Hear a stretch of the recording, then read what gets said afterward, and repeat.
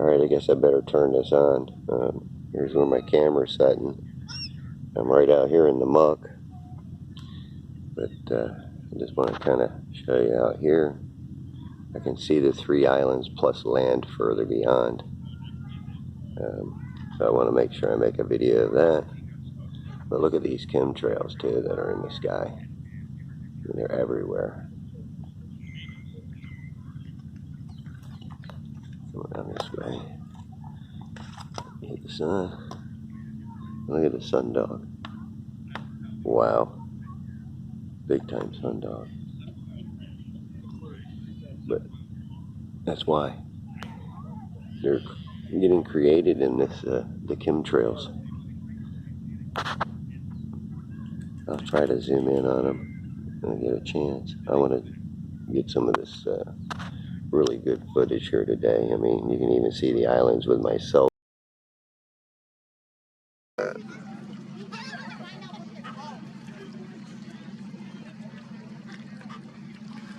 I can't focus it, but you can see the light glistening off of this boat.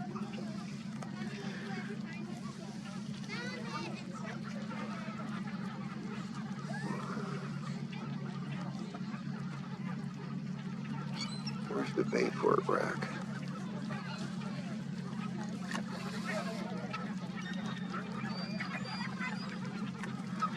There it is.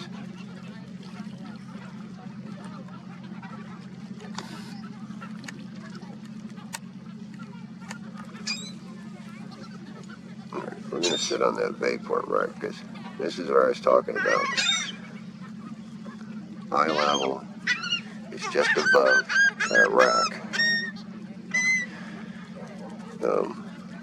It's full zoom too, and then you also compare this to some of the video I got with the P1000.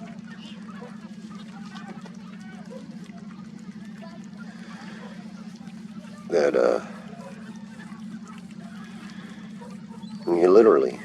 you see boats go above it. Why? Because that is where eye level is. Alright, there is a video that I did with where I put a level on my camera, pointed it out there to the Bayport rack, and showed that with the virtual horizon on and the level, the water was approximately right where I'm showing it, above the rack. This is eye level. Alright, now I'm going to even show you right here, as I speed this up, you're going to also see how this horizon does get compressed. It is compressing now. And part of this is what I would call a diffraction line. And then look where the boat is, well above. And look at the size of the boat. That's another thing, because another portion of this video that I actually recently took, this other video earlier this week. I wish I would have got some of the footage I had last night, but unfortunately my SD card malfunctioned or something. I think what it was I didn't reformat it, and I had some malfunction on it, so I lost a lot of footage. But you know, as you're watching this, you see this compress, and on other days you always wonder why the boat's always right on the same water level or water line. This is why, because all of this right here gets compressed, it gets pushed down, and this is also partly what obscures things when you see a boat getting cut off on the bottom, even when the water is when the water is compressed. You'll see how these boats are being cut off on the lower portion. Why? Because they are being magnified beyond that visible water line, which when you magnify an object, it magnifies all the way around, top, bottom, and everything. Now, I was taking screenshots of some of these boats because I'm going to do a little video with just the screenshots before I put this one out. Maybe I can get people's attention to look at this footage and, you know, compare the differences, because that's what I'm doing. I'm comparing the differences, and that's why I do these long observations, go out there for, you know, many hours, every spare chance I get, all my free time. And no, I'm not great at doing this editing, but hey, I'm putting it out there. People can see it. Now you see where this boat is now, and then think about where that rack was. It's way up at the top. Why? Because it's not getting compressed down. Again, it's like I said, that when it's mirroring out, that mirroring, you would not see any of these boats out there. Matter of fact, these boats would be appearing to be cut off due to that mirroring and the magnification. Now, I mean, I've been doing this for a long time, and I've been doing a lot of comparisons. Been going back through all my videos, and really taking a real close look at them and figuring out a lot of things. And when you get these, like I say, when you get these good days of visibility where you don't have the mirroring, you don't have the compression, everything is pretty much where it's at. On this particular day, matter of fact, this water could actually be going beyond it, because I always found that no matter where the water line ends, you know, there's still mirroring going on. So how much mirroring, I don't know, because I've never had that great of a day of visibility. For crying out loud, I live in Florida, so our humidity is really, really bad certain times of the year. That's why November is usually a good month. And, you know, right up to the springtime, it's usually good. Now, recently we had a little cool front come in. I think it brought the air temperature down to the water temperature, so I was able to get some really good footage on this next part. But again, you know, look at where these are. And this is Billy Steele's rack here, and that's something too. On this particular day, okay, it looked like he went behind it. Billy Steele's from Pine Island is 8.4 miles away, and at my camera height, and then my camera height is at 5 feet. The horizon should only be at about 2.75 miles before everything drops off. But as we well see here, none of it is. All right, these were some boats that I captured recently. And note how the sky, the color has changed. Very hazy day, cloud cover, but it was blocking a lot of the light out. But also note the size of that. It is slightly bigger than the other rack. Okay, so again, this magnification deal works in mysterious ways, because sometimes it can work closer and sometimes it can work farther away. Again, you know, look at that boat going behind the rack. Pretty awesome. When you compare some of these other boats I'm going to show you going beyond the rack, but under the rack, might as well say.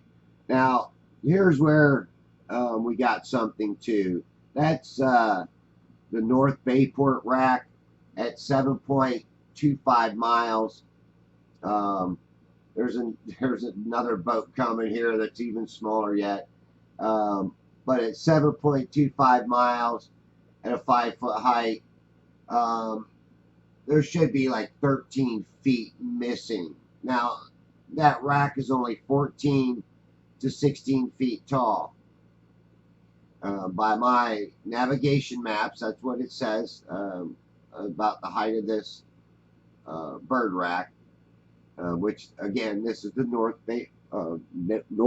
Bayport bird rack. So I should only be seeing the very tip top of this. And again, on days where I have heavy mirroring, it matches that refraction. So geez, isn't it kind of funny how it matches the refraction? Refraction they reversed on you, and this isn't being pulled up above um, by any type of magical refraction. This is being it's right where it should be right now. Look at the size of that boat going by. Again, you cannot say that this boat is being um, pulled up over the curve.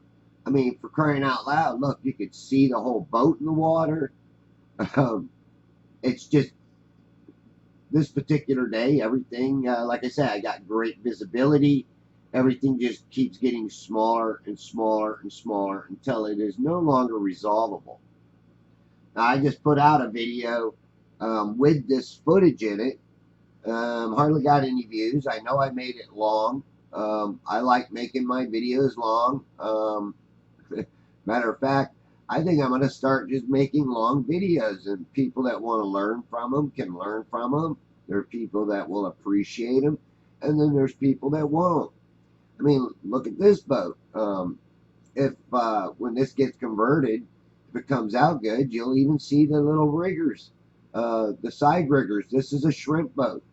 You'll see its rigs out to the side. Again, look at the size of it. You know, and you have to ask yourself, how far away actually is this boat? Well, I'm going to give you a good idea. I know that the size of Cutter's Rock would be, you know, way out there. On this particular day, I really could not see Cutter's Rock, but I would say that this boat is a good 9 miles away, the small boat.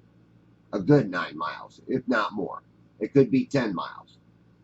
Again, here's a comparison of a closer boat compared to the boat that's much, much further away. And then here again is, I'm showing you where my camera's setting. Bit of focus here. Look at that. That's a big old shrimp boat out, way out there, folks. Way out there. And look where I'm at. The Bayport Park right here on this corner. And over there is the fishing pier that they're rebuilding. Alright, my camera only sets up about, what was it, 43 inches. And of course, I'm not right at the water's edge on this particular day. I gotta say that there's probably another 4 feet, three and a half, maybe 4 feet to the water. But still, even at that height, and this is on this particular day. On the first day, I was at that first part. I was at 5 feet. This one, I'm at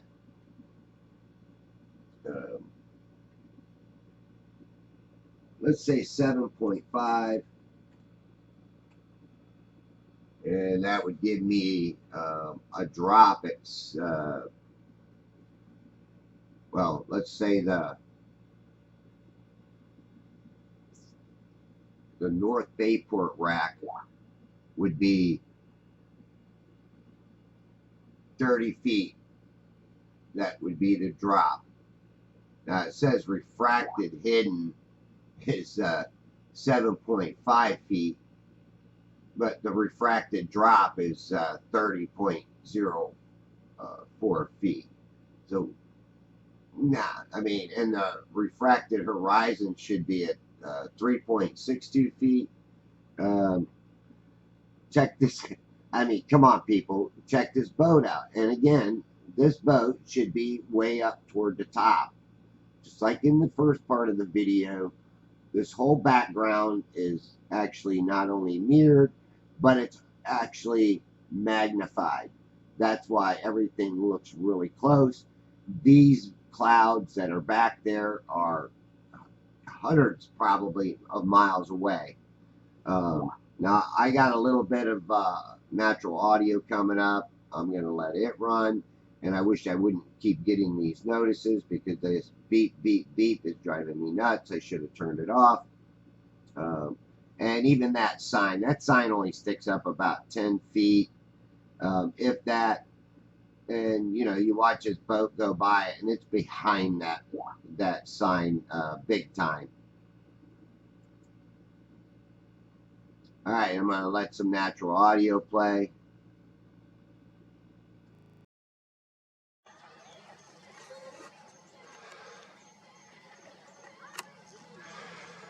Damn, I may have lost it.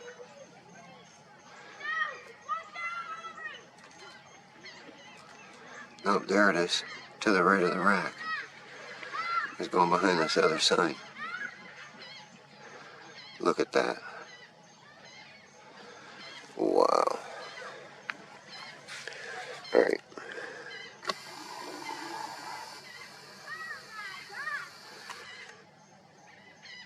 All right, this next little piece, I'm going to go back to November 22nd, 2019. Show you another little.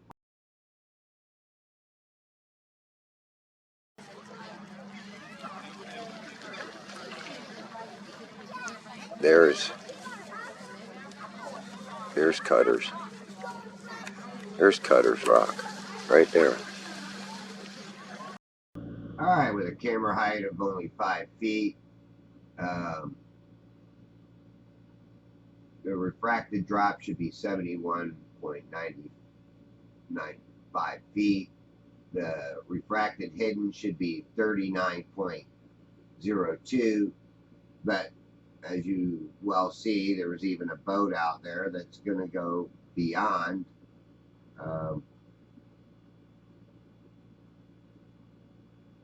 Cutter's Rock. Now, I'm not sure if I had moved my camera down to 2.33 feet. If I did, the refracted drop should be 71.95 feet, and the refracted drop or hidden should be 48 feet.